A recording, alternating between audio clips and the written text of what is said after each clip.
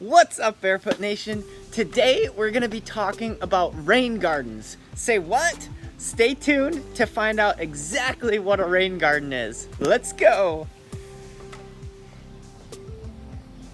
Alright guys, so as you can see, we've had a deluge just now. Probably a solid 10 minutes of pouring rain, in addition to the rain that we've already gotten over the past few days. But what I want to show you guys is the rain garden right after it rains. Now, it has been more full than this, but it's just kind of a good example of what a rain garden is. And this is actually a decent amount of water given that it's mid-July and that lawns start to go dormant naturally this time of year, and they're perfectly green without supplemental watering. This little low spot has the potential to soak hundreds, if not maybe even thousands of gallons of water. One of the things you'll notice that has already kind of gone away is the edging around that I do around the redbud is actually a water harvesting feature. And I'll show you some edging over on the other side of the garden in actually my neighbor's yard. What I mean by that, you can actually see a little bit of reflectiveness, a little pool right there. I don't necessarily edge beds just for the water harvesting potential. It's kind of an added bonus, but edging beds absolutely can function as soakage. But I'll show you right over here. This is actually a much better, you can actually see exactly what I mean here. So you can see here how the water collects and then it's gonna soak slowly into the ground. There is a little bit of flow actually into my rain garden, but this is going to slowly soak into the ground. You can see that the angle right here, technically on both sides, but particularly on this side is where the water soaks in against the grade of the soil. All right guys, and so the last clip you saw was filmed in mid-July or late July. Now it's early October. You can see some of the trees are starting to go into autumn color. And last night and all of this morning we had a pretty heavy, intense rain, but you'll notice here that there is no standing water, even though we got at least an inch of rain. Now the ground is a little soggy, but it's not at all, there's no standing water at all. But you'll notice that there is definitely still the remnants of a good rainstorm over here. The grass is thin. I actually need to overseed with dense shade mix because it's dense shade. And that's a whole separate issue, and lawns are kind of boring to me. But so yeah, you can see that this whole feature here is totally dry, and even in heavy rains the water soaks in very quickly. And now the other thing you'll notice too is that there's also no water in the little micro swale right here in my neighbor's yard. In the beginning of the video, there was a lot of talk about what rain gardens actually are. But how do you actually get a rain garden, and how do you get a tree such as this river birch, which was planted in 2017, to grow just about 30 feet tall in less than 4 years? Well, hydrology is basically the answer. But basically what I did is, what you can do for your property is check to see where you have low spots now. Basically start by observing your property today and seeing where you have low spots. And from there you can see where a good spot, where a good rain garden might be with minimal work. But in case your rain garden is too close to your house, basically what you need is you need to have a depression in the ground. And in simple terms, that's basically you just need a little, not a pit, but you need the water to flow to one area of your garden, such as the back right corner. The other thing you're going to want to do is look at, as far as determining where your rain garden should go, is look at your surroundings. So bear with me because my garden is very flat and any grade change you see is because of the builders. when this neighborhood was built. Thankfully they saved the trees, because those are all mature Northeast native trees. But a bad location for a rain garden would be kind of like where that Chinese fan palm is, because it's in a high spot. So, and if you look at the surroundings, yeah, even if you did a rain garden there, that's good. It's better than nothing. But because it's in the high spot, and even in the neighbor's yard, you don't have that natural flow, it's not the best location.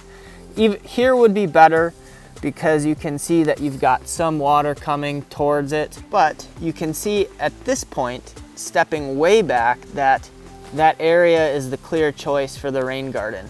Not only is it well away from houses, so you're not gonna have water soaking into foundations, but also it has a lot of surface area and a lot of potential water that can drain into that area. And so you can see that there's water from basically all directions going to this low spot. Now, if someone saw that area in 2017 with up to a foot or two of standing water, and a large pool of standing water that was not draining very fast, one might think to put in a water garbage or a drainage system. The reason I call it a water garbage is because sending stormwater off to the sewers is actually probably one of the worst things you can do. If you've already installed a drainage system, that's okay. What you can do is modify it to be like an overflow, so that if you have too much water, then it can overflow into it, but that's a separate video. One of the key components to rain gardens is, besides vegetation, you're gonna need to amend your soil. Now, in this area, you can see underneath my redbud tree that there was a volunteer ground cover of wild strawberry, which you can actually see right here actually does have a wild strawberry. They're way more flavorful than your traditional store-bought strawberries, but obviously they're, kind of rabbit-sized, even though rabbits do definitely enjoy eating our cultivated strawberries. But you can kind of see right there, now that's mulch, because every spring I put down a little layer of organic brown mulch, and that's gonna be better than any of your dyed mulch. It's a product that's better decomposed, so it's gonna serve as like a barky compost type of thing. But so you'll see that organic matter is gonna be a huge component to a successful rain garden, because organic matter is going to filter through the pore spaces of your soil. Basically, regardless of the type of soil you have, you're gonna want compost, ideally local compost, to be added to your soil. And if your soil is really bad, then you can dump like a 3-inch layer on top of it, and relatively quickly it'll get mixed in. The next thing you'll notice is what's planted. So not only is there a tree here, but there are other plants, other ground covers that are going to make additional passageways for water to soak into the soil. And so contrast where organic matter is reliably added in the gardens to where it is not. Now granted, whenever I do prune the trees, you can see some of the remnants of the branches that I run over with the mower, but even still, lawns just don't soak in, as far as I can tell, lawns just don't soak in water as well as areas that are really, really rich in organic matter and highly amended with compost and mulched and areas like that.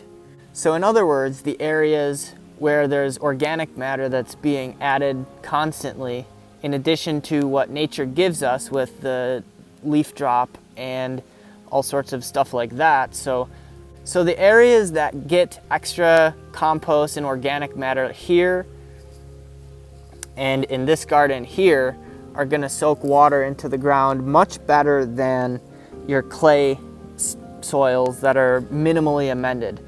So keep in mind, guys, this crappy soil that you see here that can't even grow lawn is the same as this soil here and that soil in this garden, which is clearly basically overgrown at this point. So, you know, but that's a topic for another video. I think all I need to do is dig this iris out here, and then it would just be a cleaner, your eye wouldn't be interrupted with that, but that's a separate video. Now, the other thing that's going to be really important when it comes to rain gardens and water soakage systems is what type of plant you choose. Here you're looking at a blue spruce tree. This is not a good example of a tree to plant in a rain garden. Blue spruce are going to do much better on the upslope of your rain garden because they like soil dry and poor. So keep that in mind. I like to use native species. Blue spruce is also not native to the eastern United States, but the Black Hill spruce is. So that tree is not good for maybe the center of the rain garden where you have standing water. A spruce tree wouldn't like that. The other thing to mention here, guys, is that this rain garden is not fed by any downspouts or any roof water from the house. Partially because this is believe it or not, a pretty young planting. So as your rain gardens get more mature, you can give them more and more water. This year, I probably could have added another source of water, so some downspouts from the roof. You don't have to do that with rain gardens. It's, you know, you don't need to soak necessarily the maximum amount of water into the ground, even though that's the best thing for this planet, is to soak in as much water as you can and send as little water to the sewers as possible. And that's only something that you can decide, is if you want your downspouts to look like that and waste water, or if you want to have a little elbow pointed out. And so if you guys do choose to have your downspouts pouring directly into the garden, what I'd recommend you do is get an elbow. This actually used to be attached to this downspout right here, and it would pour out something like that. And now basically what you'll notice is that the rock is there to disperse the water. There's a good chance that you would get a lot of erosion problems, and it would somewhat negate the whole point of rain gardens, because you don't want to cause erosion, you want to have that water go into the soil. The other thing that's worth mentioning, as far as I'm standing pretty close to that downspout I just showed you, is that this water is being soaked pretty high up into the landscape, but you can actually create springs for people out of your property or even further down into your property if you do enough rainwater harvesting. And so the rainwater has all these obstacles, and then again, it has a garden to start soaking here, and then there's a pretty big obstruction right here with that densely planted perennial garden, which is also going to do a really good job to soak that water into the ground. And the other thing that's really important about water harvesting and low spots in your garden is, believe it or not, that is not the place to build a liner water feature such as a koi pond, a pondless waterfall. And so like you see, my koi pond right here is built high up on the property, not only because that's where the patio is, but also because the lowest point in this pond right here is still higher than the highest point in the rain garden, you know. And so what that's going to do for me is that's just basically going to give me the option to not install a French drain beneath the water feature. Basically, I mean, that's a whole separate issue. But the short of it is that you don't want to have a water feature like this in your low spot, because you don't want the pressure of the water underneath your liner to lift up the rocks and liner and dislodge stuff. That can happen, believe it or not. All right, guys, I hope that you have a better understanding about what rain gardens actually are and where they're appropriate. That said, drop a comment down below. I'm curious if you guys have a wet spot in your garden where a rain garden could be installed. If you want to see more content just like this, be sure to smash that subscribe button and tap the bell. That's not a bell, that's a banana plant. And if you like this video, be sure to give it a big ol' thumbs up. All right, y'all, thanks for watching. See you on the next one.